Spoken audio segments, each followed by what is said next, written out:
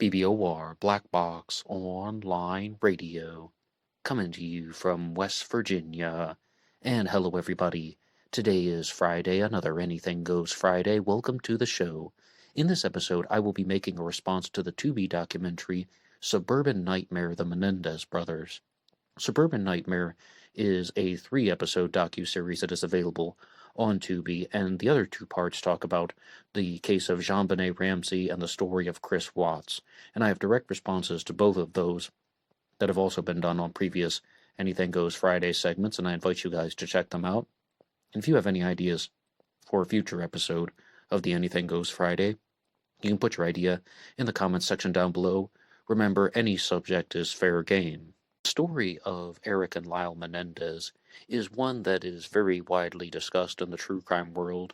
There is a lot of media that is around giving commentary and analysis on this case, and it was even one of the stories that was heavily broadcast on court TV. This is a story that many of you will be familiar with, but it's one that I haven't talked about on Black Box Online Radio in great detail. Perhaps I've mentioned it in a couple of other episodes, but this is definitely the first standalone episode. And if you have not watched the Tubi documentary Suburban Nightmare: The Menendez Brothers, that's fine. You can keep listening. I always want these episodes to be made available to anybody who happens to click on them. The Menendez brothers were 2 individuals who had very affluent parents. Their parents were Jose and Kitty Menendez, and their father worked in the media business. And the family became very wealthy, and they moved to California. And at the time of the parents' death, they had a net worth of $14 million back in 1989. But a very sinister plan was launched where the 2 brothers, Eric and Lyle Menendez, decided to murder their parents. And during the Tubi series, Suburban Nightmare, one particular detail I felt was left out, and this is something that I heard on the Reels channel, which also released their material as a podcast, and they had a show called Copycat Killers, where they talked about how people would watch movies and very precisely, the movies, or maybe even an episode of a TV show, would go on to become the inspiration for someone's murderous plot. And that episode of Copycat Killers focused on the Menendez brothers, and it showed how they took specific elements of their plan to murder their parents from a movie called Billionaire Boys Club. And at first I was thinking, well, how similar is this crime really going to be? And it was about 4 years ago when I listened to that episode, again from Copycat Killers, but they made a very convincing case that the Menendez brothers were using the movie Billionaire Boys Club as a playbook to commit the crimes. And in one point in Suburban Nightmare, they even talk about how a screenplay was written by one of the brothers to share his own story of how 2 brothers launched a plan to murder their parents. And this really brought about the question as to why. I mean, you have 2 brothers who are coming from a very wealthy family. It seems like they have everything. It seems like they have an enormous amount of opportunities. They have the chance to get an Ivy League education. They have a chance to launch their own careers. Why on earth would they murder their parents? And I think there are 2 very strong motives that get explored. One of them is that they felt that they were going to be cut out of the family will. They would not be denied financial rights, and that they would be cut off, financially speaking, in their entirety. And there's even a story where Kitty Menendez makes a comment about how they're contemplating cutting Eric and Lyle out of the will, and this is in Suburban Nightmare, mind you, and someone says, "Don't say that, they will hear you," and she says, "They already know." So again, their millionaire parents are going to cut them off financially, or there's the threat of being cut off, that's one thing. And the second, more famous one that's discussed is that the brothers were victims of sexual abuse from the parents, that they were molested, and I'll just leave it at that. They were the victims of sexual abuse, and they reached a breaking point, even to the point where they were in fear for their lives, and they retaliated in a very destructive way because they wanted the abuse to stop. It was something that started when they were children, and it continued into their early adulthood. So this documentary, Suburban Nightmare, took a very strong stance, and they frequently say things in the Suburban Nightmare series that are contrary to public opinion. and that is that they just simply said the Menendez brothers made the whole thing up about sexual abuse. They even brought up a newspaper article from the 1990s that talked about how the Menendez brothers lied about the abuse never happened, and instead they were putting forth the argument that these murders were committed because the brothers wanted access to the parents' money. It was done for a financial reason, and they had spent an enormous amount of time planning the murder. And one of the detectives that was investigating the case even said that it was quite possibly the most premeditated murder that you could imagine. And I really began to think about that. And I want to ask you guys this as a true crime challenge question. What is the most calculating or premeditated murder that you can think of? Is this going to be the Menendez brothers? Is that what you would say in the murders of Jose and Kitty Menendez? And I had to put some thought into that, and we have to differentiate the way that crimes are committed. If you're simply talking about a person who wanted to commit murder and the victims were not pre-chosen, I thought of the serial killer David Tabo Similani, who was from Africa. He was known as the Butcher of Eswatini, and he spent 6 years in prison, and during his time in prison, he used it to concoct a murderous revenge plot on people where the victims were not pre-chosen. He would lure women to secluded areas and attack them, but it was all done by design. I mean, he spent years trying to work this system out when he was in prison, and to this day, I think that that is one of the most calculating attempts from a serial killer that I have ever seen. Definitely not impulsive or driven by urges, all done by design. But if we're going to look at a case where the victim is pre-chosen, I also thought about the story of Gypsy Rose Blanchard, who had launched a plan to murder her mother, Dee Dee Blanchard, and she was just looking for the right person to come along. So I believe, I'm not a mind reader or anything, and she found Nick Godejohn to murder her mother, Dee Dee. And Gypsy Rose Blanchard was also the victim of some very serious child abuse, way more serious than the Menendez brothers. And I don't mean to downplay anybody's suffering, but she was, you guys know the story about her. She was a victim of Munchausen syndrome by proxy. She was forced to get medical treatments that she didn't need, and all types of debilitating things were done to her body. And then I also thought of Susan Wright, who was known as the Blue-Eyed Butcher, who had an abusive husband, and she murdered him by stabbing him 193 times, tried to bury him in the backyard. And what it appears is that she was a woman who was abused, but instead of using the proper channels and resources that were available, she launched a murderous revenge plot against her husband. Again, I think it was heavily premeditated, and she stabbed him 193 times, enormous amounts of overkill, and all of these people were caught and captured, and that's how we know their stories. But I'd like to ask you guys that challenge question once again. What is the most premeditated murder that you can think of, to any of you close true crime followers out there? And also, I want to get back to the story of the Menendez brothers, because these crimes were committed by firearm. They murdered their parents with a shotgun, and there were some key pieces of evidence that were left behind. And I think that this goes to show that no matter how much planning somebody puts into a crime, it appears that certain details cannot be accounted for. And one of the first things that the detectives noticed was that there was almost a bizarre story from the Menendez brothers when they said that they got home, they found their parents dead, and they could smell the gun smoke. But what they didn't account for was that the smell of gun smoke actually lingers in a room for a much longer time than they expected, because when the authorities arrived, if their time frame was correct, they should have smelled an intense whiff of gun smoke as well, but they didn't. That indicated to the investigators that there was a much more substantial amount of time in between the murders and the 911 call, or the discovery of the bodies in the 911 call. So they thought that there was something fishy about the story from the get-go.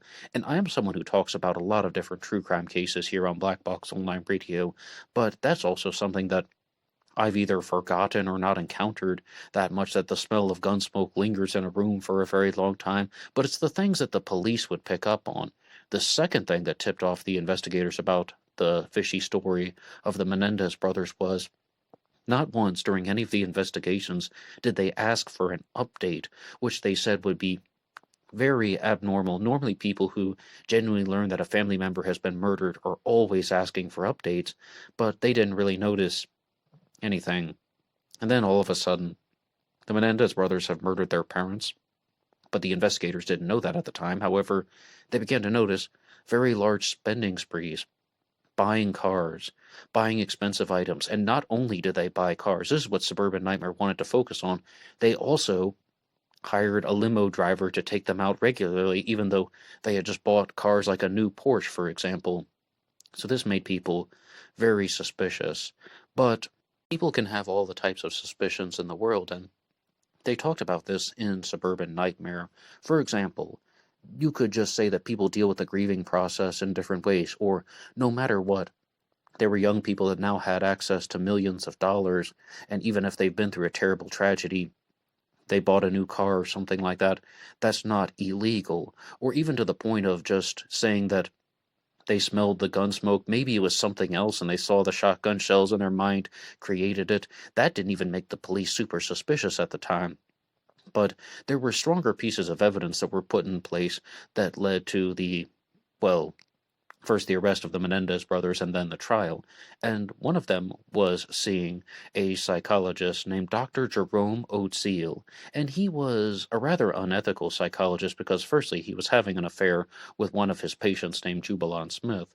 And he set something up where he believed, because of the sessions that he was having, that one of the brothers had been responsible for the murders of the parents, and he had his mistress waiting outside with the door open during a late evening session, and she was listening in to the events that were taking place.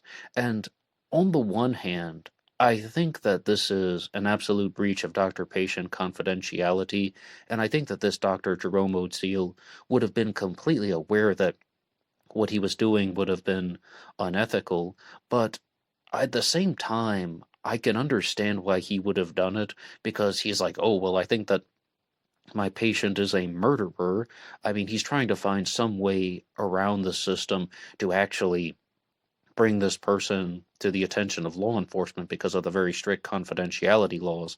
And ultimately, he gets a confession, and then he gets both brothers into his session room. But what they didn't know was that not only was he taking notes about their confessions, he was also secretly recording the confessions and everything that was going on. And again, I think that this guy was doing some things that were maybe even illegal at a certain point.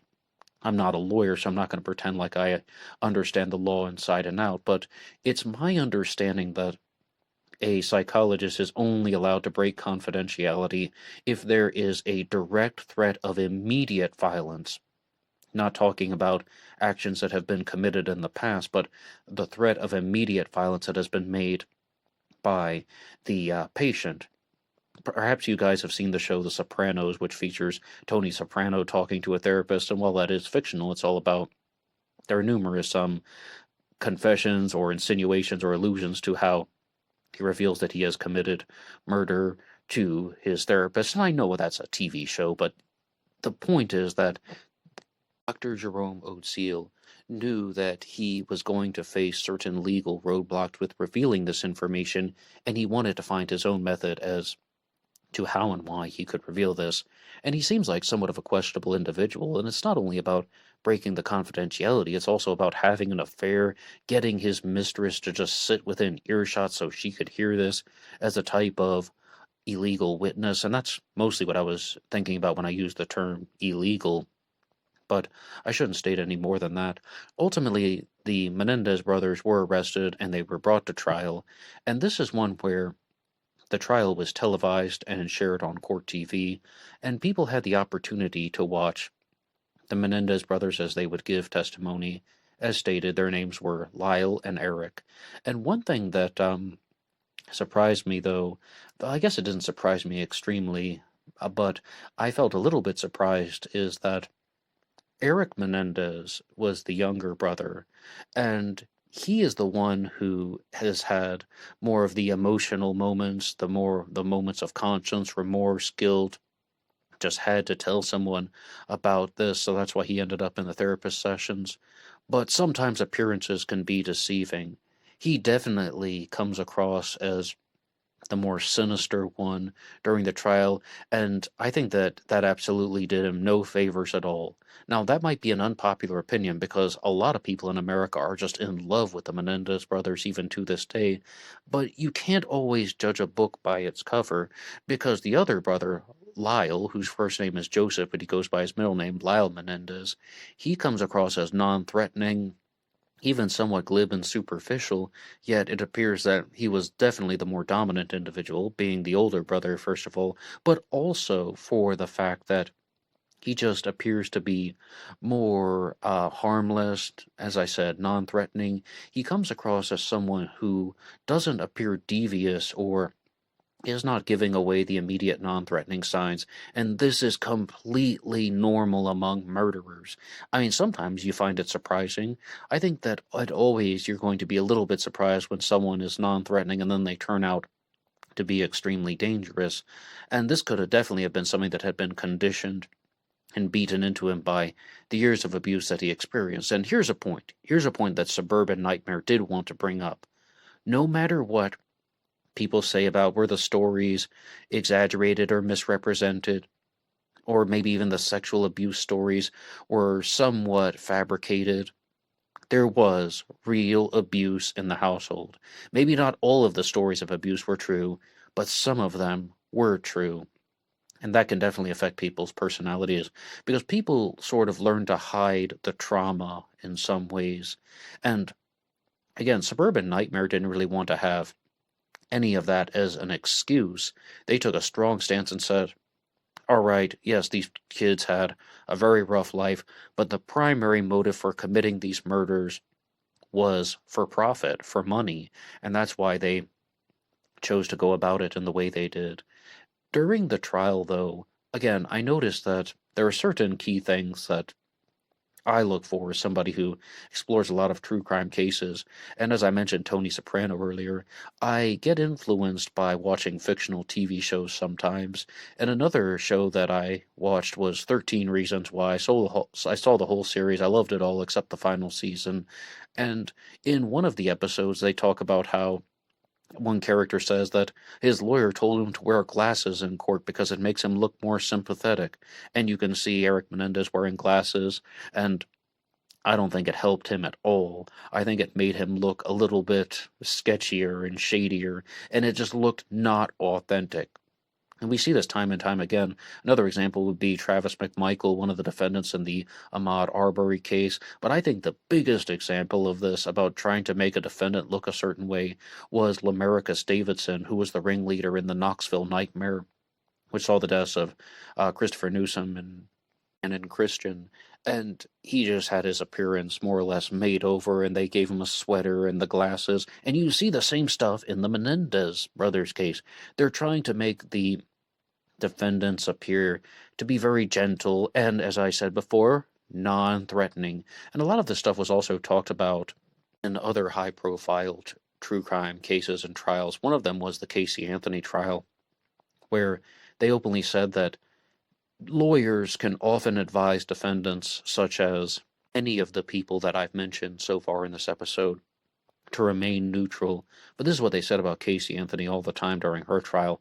She was advised by her attorneys to just try to remain as neutral as possible. There'll be a prosecutor up there freaking out, trying to make the person look like they are the worst person to ever exist. Try to remain neutral. So lawyers have their own tactics that they are working with. But for the Menendez brothers, it was unsuccessful, and ultimately they were given life in prison without the possibility of parole. And it's a very hard thing to deal with and a hard thing to understand because the whole point of the trial was not to determine whether or not they had killed their parents. They had more or less admitted to everything. They had admitted to killing their parents. What the trial was about was, should this be first-degree murder or should this be manslaughter? Because were they under some type of threat because of the abuse that they were experiencing, or did they just reach an emotional breaking point because of the lives that they were living and they retaliated in this way? And I think that that is something that even deserves some consideration to this day. And my honest response is, I don't think that this was a manslaughter charge. Even if you were to take the money out of the equation, if they had launched a premeditated plan to murder their parents, that really goes into a different category of second-degree murder or first-degree murder. I mean, that's first-degree murder there. Because another thing that's brought up by one of the investigators in the case is, if they had been abused as kids, and even into their early adulthood, they had the opportunity to leave. They had the opportunity to just walk away. They had the opportunity to use the resources that were available to move on. I recently mentioned Gypsy Rose Blanchard in this episode. I just talked about her. She had a different situation where her life was completely debilitated because of Dee Dee Blanchard, and she had spent years going out in a wheelchair when she didn't need one. And by Gypsy Rose's own account, she knew that she could walk, but she didn't know everything for the longest time about all of her health issues. She didn't know what was real and what was fake, and a lot of false information was given to her. The Menendez brothers did not experience any of that. They had the ability to just pack a suitcase, run away in the middle of the night. It did not it did not require any type of true physical violence. It was completely unnecessary. And ultimately, I do agree that this should have been first-degree murder. Now, that brings up another question. Should they have been given parole, or should it have been some type of reduced sentence for good behavior? That's up to the authorities and the lawyers to determine. A lot of people believe that they should have been paroled because they spent decades in prison and more or less they are not a danger to society. But there's a prosecutor out there named Stephen Kay from the Menendez brothers' own state of California who once said that the primary purpose of the Department of Corrections is not rehabilitation, it's punishment. And I even think that either sentence would be justifiable, life with parole or life without parole. Because if you watch the Suburban Nightmare documentary, you'll see that, well, these two brothers concocted this plan to murder their parents to get their money, and then they made up a bunch of stories about them. But I had a friend once who said that she didn't like documentaries because they were too one-sided, and no matter how hard they try to objectively share the facts, you're always going to get some type of slant. But this particular documentary took a strong stance, as I said, saying that these crimes were not about abuse, they were done for financial profit. But what do you think? Should the Menendez brothers have been given a lighter sentence? Should they be released from prison? And ultimately, what is your stance on all of these issues? Do you believe the stories of sexual abuse, or do you take a stance more like Suburban Nightmare that said, okay, some abuse definitely happened, but certain stories were either exaggerated or completely fabricated by the defense team? Please share anything you want in the comments section down below, and also feel free to give some comments about some of the other cases that I've mentioned, comparing these high-profile trials, talking about Travis McMichael and the murder of Ahmaud Arbery, Gypsy Rose Blanchard and the murder of Dee Dee Blanchard, Casey Anthony being on trial for the murder of Kaylee Marie Anthony, and Lamarcus Davidson and the Knoxville Nightmare. Please share anything you want in the comment section down below. I would really like to know what you guys think. And you can also send me larger things at BlackBoxOnlineRadio at AOL.com. You can also follow this show on Facebook and Instagram. I release shorts as reels on Facebook and Instagram almost every single day. You can get them on the YouTube Shorts page.